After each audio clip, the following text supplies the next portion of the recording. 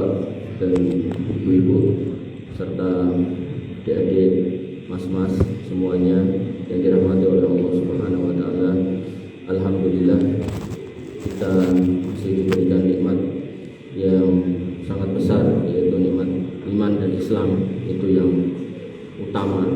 Kemudian nikmat sehat, kemudian nikmat sempat, dan juga nikmat waktu luang, serta yang paling sedang kita rasakan yaitu nikmat masih bisa bertemu dengan bulan Ramadan.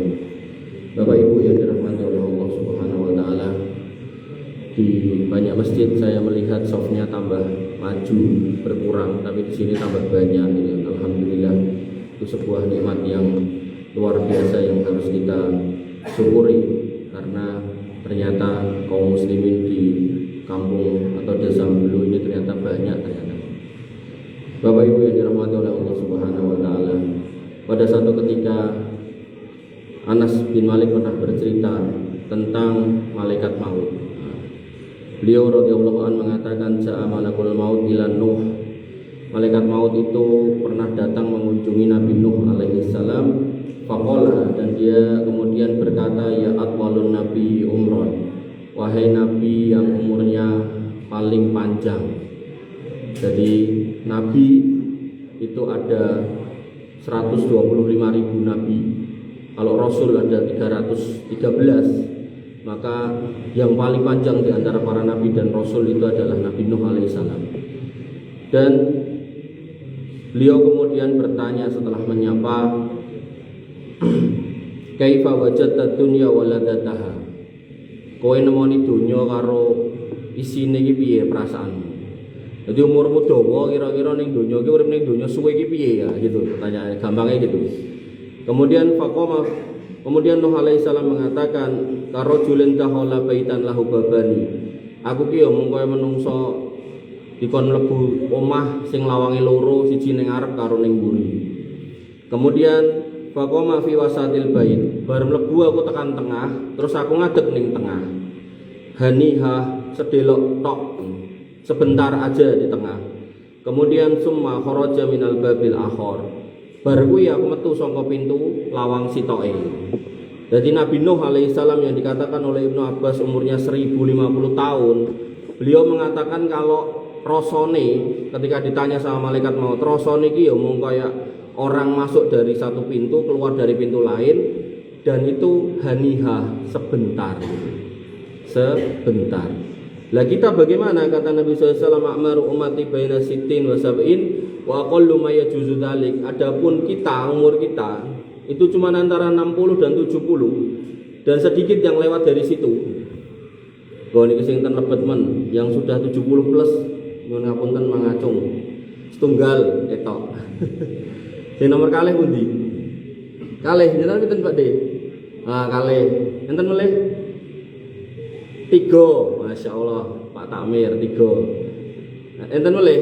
Pun, lho tenan. Jadi Nabi niki ngomong bener, nek umur umate niku antara 60 nganti 70 sithik sing lewat saka niku. Niki sak menten katahe niki pinten-pinten piantun 200 enten yakne. Nek dugi mriku nggih meh 100 yakne. Nah niku namung 3 lho sing umure 70 tahun luwih. Niki enggak termasuk yang ibu-ibu. Berarti napa? Nah, makanya Fudail bin Iyad pernah kita bahas di sini gitu. Fudail bin Iyad pernah berjalan ketemu dengan bapak-bapak, kemudian bertanya, "Pak, umur jenengan pinten?" Kata bapak itu, "Situn, swidak." Jenengan ngertos boten swidak niku maksudnya napa? Kemudian dia mengatakan tidak tahu. Fudail bin Iyad pun mengatakan swidak kuwi maksudnya jenengan sampun melampah ngentekke wedal 60 tahun. Melampah ten pundi? Nyedaki Gusti Allah, nyedaki pati. Pun niku genah niku. Pramila kita nggak bisa lari gitu kan. Walaupun fi buruji musayyadah, walaupun kita ada dimanapun gitu kan, Allah akan mendatangkan malaikat maut itu. Dan selalu saya ulang-ulang, malaikat maut itu tekone mboten dodok-dodok lawang, ning langsung dok ten ngajenge jenengan nyabut nyawa. Maka yang harus kita ingat-ingat adalah umur kita itu 60 sampai 70, umur umat Nabi Nuh itu bisa 1000 tahun. Lah terus piye Mas gitu kan? Kata Nabi SAW, ayyun nasi khair, ketika Nabi SAW ditanya menungso sing paling baik itu seperti apa, kata Nabi SAW, man tola umruhu wa hasuna amalu, itu orang yang dikasih umur panjang tapi amale tambah baik gitu. Boten tambah tua ini tambah ndablek gitu kan. Sampai ada istilah Kelly Nelly, Kelly kakek-kakek lincah, Nelly nenek-nenek lincah. Niku boten leres gitu. Artinya yang bener nggih nenek-nenek solehah, kakek-kakek soleh lah niku sing leres gitu kan. Maka Nabi SAW pernah ditanya lagi, fa ayyul mu'minina aqyas. Terus wong iman sing cerdas niku sing pripun? Napa sing gelare dawa kados kula? Mboten gitu kan. Napa sing sugih bondo? Nggih mboten gitu. Napa sing bar dadi presiden? Nggih mboten gitu kan. Nah, maka orang beriman yang cerdas kata Nabi SAW, aksaruhum lil mauti dzikron, yaitu orang yang kemudian banyak mengingat mati. Artinya apa? Kalau kemudian kita sudah 60-70 ya berarti kita harus banyak-banyak mengingat mati kalau kita pengen jadi orang cerdas. Senajano gelare ya dawa gitu kan. Artinya gelare dawa tapi kemudian nggak sering mengingat mati, ya berarti nggak sido cerdas, bodoh lawan kata dari cerdas. Oh tole, lawan kata cerdas ya boleh. Timbang ramai jawaban pertanyaanku. Apa? Allah, dadak nunduk gitu kan. Pura-pura agak cerdas. Nah, lawan kata dari cerdas kan orang pinter gitu kan. Nah, maka orang yang nggak pinter adalah orang yang umurnya nambah, bahkan nyun sewu ngapunten udah 60, 70, 80 ning lali tempat pulang. Makanya di satu daerah ten Jawa Timur niku biasane niku bapak-bapak, mbah-mbah nggih ugi nek ngangkruk ngobrol jagongan niku suguhane tuwa ngoten. Pas dilurui lah kok tesih ngunjuk tua Mbah D gitu kan. Ah iki wis adat ning kene. Lho nek adat kleru ditinggal gitu kan. Nggih, dadi adat kleru ampun diuri-uri, adat kleru niku ditilar, didoleki, diganti adat sing sae, diganti teh hangat, wedang jahe, kopi susu kopi. Nek perlu ditekake sak sapine meres dhewe ya entuk gitu kan. Lho, kirang pripun. Allah itu ketika melarang satu, dibuka 1000 kalau perlu yang halal gitu kan. Maka kalau kita termasuk orang yang satu yang seneng golek sing haram-haraman itu luar biasa gitu. Luar biasa enggak cerdas gitu kan. Maka selain mengingat mati, Allah Nabi SAW kemudian mengatakan wa ahsanuhum lima ba'dahu istidadan. Wong pinter, wong cerdas kuwi mau bar kelingan mati yo terus cepak-cepak. Mboten santai-santai. Umurnya sudah banyak kok santai. Nah, maka ini kita harus introspeksi. Lah terus gimana biar kemudian dalam umur kita yang pendek kita itu menjadi orang yang bisa nyepake bekal yang banyak. Lah niku tema malam hari ini. Maka ibu-ibu yang dirahmati oleh Allah Subhanahu wa taala, Nabi SAW paring pangandikan di masjid ini sering saya ulang-ulang. Nabi SAW bersabda, "Idza sholatil mar'atu khamsaha." Kalau seorang wanita, seorang istri itu sholat 5 waktu tok, Bu. Maghrib, duhur, asar, isya, subuh. Kemudian wasomat sahroha sak menika dan puasa di bulan Ramadan. Kemudian wahafidot farjaha dan kemudian menjaga kemaluannya. Ora gampangan gitu kan. Dia semi Joko ya ora mesem gitu kan. Enten Pak Joko mriki. Pokoke ora gagas wonten nggih. Lagi dia semi anggere wong mesem terus ditanggapi gitu kan. Terus jaluki nomor telepon dikeki gitu. Mboten sah digagas gitu. Hanya cintaku padamu wahai mas suamiku. Ngoten lho. Kemudian wa ata'at zaujaha, manut sama suaminya. Suamine kan nopo nggih manut, pokoknya selama tidak nyuruh yang bermaksiat, ngikut, nurut, derek, melu gitu kan. Nanti wis omah-omah apik-apik gara-gara sijine melu mejetetan kae terus malah karo bojone kerah wae bendino. Malah ngejak pegatan. Wah, iki luar biasa iki. Nggih. Enten to ngoten niku to? Enten lakon ngoten niku. Mesti enten mesti. Wong ora cetha, jen ra cetha ngoten niku.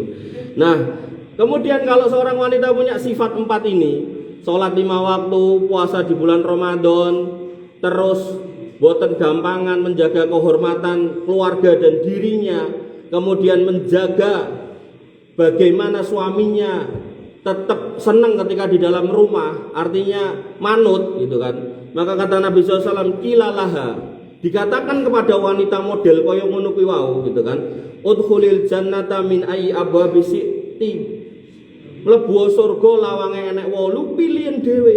Nah, penake pol gitu kan. Jadi panjenengan tinggal nglakoni sekawan iki diuri-uri istiqomah hati-hati nganti mati, insyaallah surga niku teng ngajenge mata, lawange sing paling gedhe niku enten 8 ken milih piyambak jenengan. Nek Umar bin Abu Bakar As-Siddiq niku dari 8 pintu niku semua memanggil Abu Bakar As-Siddiq, mlebu kene mlebu kene. Nah ibu-ibu kon milih dhewe. Ya rodok beda sithik lah sama Abu Bakar As-Siddiq. Nek bapak-bapak boten, Bu. Kon kerja, kon sabar, kon jihad, kon salat, terus kon napa melih? Ken haji, ken umroh. Jadi kan berjuang. Nek ahli salat diceluk lewat pintu salat, ahli jihad celuk lewat pintu jihad. Nek ahli sabar yo celuk saka pintu sabar, ahli poso celuk saka pintu poso. Nek ra salat ra poso ya ora nek sing nyeluk gitu kan. Nah, maka bejo jenengan Bu gitu kan. Artinya orang perempuan wanita Islam itu dimuliakan di dalam Islam sampai di akhirat.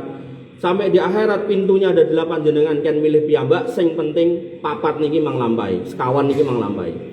Tapi nek sekali nek poso, salat, naudzubillah nggih, kemudian berzina, nah niki pun niki cancel niku. Janji Nabi SAW, janji Allah niku pun cancel, dibatalkan. Rasido itu. Lah ngomong kon milih dhewe. Lah kowe nglanggar ning kene lho. Ya, ngoten. Lah jenengan nglanggar ten iki lho. Nah, karena melanggar maka kemudian di cancel. Maka jenengan istiqomah 4 hal ini. Pelan-pelan tapi pasti, tapi mantap, tapi yakin sampai kemudian Allah hatta ya'tiyakal yakin, sampai mendatangkan keyakinan inggih menika maut itu. Mboten dangu paling 60 sampai 70. Buktine niku namung piyantun sekawan niku. Gitu. Artinya sisane nggih insyaallah nggih ndang tekani niku wau gitu. Bapak Ibu yang dirahmati oleh Allah Subhanahu wa taala, itu buat ibu-ibu. Nah, terus buat bapak-bapak, ada sebuah kisah yang menarik dikisahkan oleh Thalhah bin Ubaidillah. Bahwasanya beliau ini seorang sahabat Nabi yang enggak takut mati. Seorang yang kalau kemudian datang panggilan jihad selalu siap berdiri bahkan mungkin penanti dan tidak pernah lari ketika diajak berjihad. Dan beliau ini salah seorang sahabat Nabi yang dijamin masuk surga di antara 10 orang sahabat Nabi.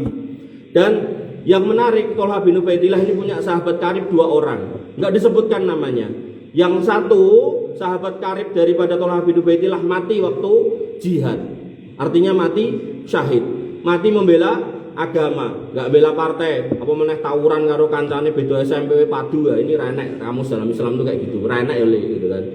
Jadi goro-goro rebutan nopo itu kan padu enggak ada cerita kayak itu. Kula sok miris lho ndelok medsos niku cah nom-nom nggo celurit. Biasanya celurit kan sak menten iki. Celurite sak meter Pak ngene. Iki ge opo gitu. Nah, maka mugi-mugi itu bukan anak-anak bulu itu. Nek enten nggih didekek tengah sawah niku mawon itu. Bapak Ibu yang dirahmati oleh Allah Subhanahu wa taala. Yang pertama mati syahid. Nah, yang kedua temannya Thalhah bin Ubaidillah niki mati biasa, Pak. Mati sakit. Satunya syahid, satunya sakit. Ning matinya setahun kemudian. Setahun kemudian.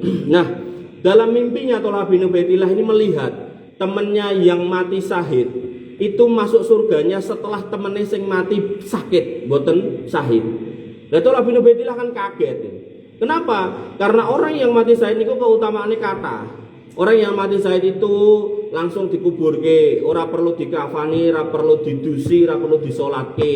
Mungkar nakir ya ora bakal nekani nekokke. Kemudian nanti pas ning hisab ya ora perlu ditimbang amale gitu kan. Nek enten surga kalih neraka niku genah mlebu surga, lawange dibukake lho pripun. Pokoke penak. Neng kok kemudian ini yang mati biasa malah masuk surga duluan gitu kan. Maka orang yang solih, orang yang baik, nek ngimpi ngoten niku terus tanglet kalih sing luweh ngerti. Fasalu ahla dzikri in kuntum la ta'lamun. Kalau kamu enggak tahu tanyau sama yang tahu. Nah, yang tahu pada waktu itu inggih menika Nabi sallallahu alaihi wasallam. Artinya jenengan nek ngimpi dipeni ditekani bapake, nyepakke uga rampe kan ndekek ngisor wit jambe mboten sah manut gitu kan. Tekok riyen kalih kula niku. Ken napa niku Mas maksude? Ampun dicandaki dhewe, nek dicandaki dhewe mengke kuwatire masuk dalam TBC. Ya, TBC niku napa? Tahayul bid'ah khurafat. Niku mengke ujunge syirik, hati-hati ya. Jadi ampun dicandaki piyambak. Nah, maka Thalhah bin Ubaidillah niku tanya kepada Nabi SAW, kok saged ya Rasul? teman saya yang mati syahid masuk surgane kok belakangan. Temenku sing mati sakit ning matine setahun kemudian masuk surgane setahun disian alah kleru. Nah, maka Nabi SAW mengatakan niki keutamaan Ramadan yang jarang diungkapkan nih kan. Alaisa qad shoma ba'dahu Ramadan. Oh. Bukankah temenmu sing mati loro iki mau, sing mati biasa iki mau, setahun uripe iki mau kan nemoni Ramadan ping pisan. Nggih to, setahun namung pisan to Ramadan to. Nggih napa mboten? Walah wis. Kudune kayak kopi gitu. Kemudian Nabi SAW juga mengatakan wasalla sita alafin rokaatin, dan selama setahun kuwi mau temenmu iku wis salat 6.000 rakaat ini. Sehingga napa berdasarkan ini maka orang yang berpuasa Ramadan satu kali ini maksudnya sebulan, mboten sedina tok gitu kan. Sebulan iki harus saya perjelas kok dikira sedina tok. Sebulan full. Mboten enten bolonge. Nek akhirnya bolong ya disaur, nek akhirnya ra kuat nyaur nggih bayar fidyah kan ngoten fikih to. Nah, kemudian ditambah 6.000 rakaat. Nah, niku bisa mendahului masuk surga orang yang mati syahid sebelumnya setahun yang lalu. Gampangnya nyeten. Panjenengan ningali TV hari ini kan enten orang-orang Palestina yang meninggal dibunuh sama orang-orang Yahudi gitu. Itu kalau nggak salah di berita itu sudah meninggal mati syahid insya Allah 31.000. Nah, sekarang ini. Lah, kalau misal tahun depan panjenengan sedo pada bulan niki napa? Maret gitu. Maret setahun yang sama, Maret tanggal yang sama, jenengan pun ngantongi pahala poso Ramadan 30 dino plus amal salat 6.000 rakaat. Insya Allah mlebu surgane dhisik jenengan timbang wong Palestina sing mati sakit sakniki. Dengan catatan gitu. Dengan catatan amal niku wau panjenengan lampahi kanthi ikhlas gitu. Terus posone ya ditata sing bener. Karena Nabi SAW mengatakan man lam yada qaula zur wal amali bih, sapa wonge sing poso ning sik ninggalke hapus, ora gelem ninggalke hapus, ora gelem ninggalke omongan ngapusi persaksian palsu, ora gelem ninggalke hal-hal sing sia-sia gitu kan. Maka Allah enggak butuh dengan puasanya kan enten hadis ngoten niku. Dadi puasa sing bener, sing tenan. Lah 6.000 rakaat niku wau napa? Sehari niku kan kita sholat 5 kali gitu. Dalam 5 kali niku kita sholat 17 rakaat.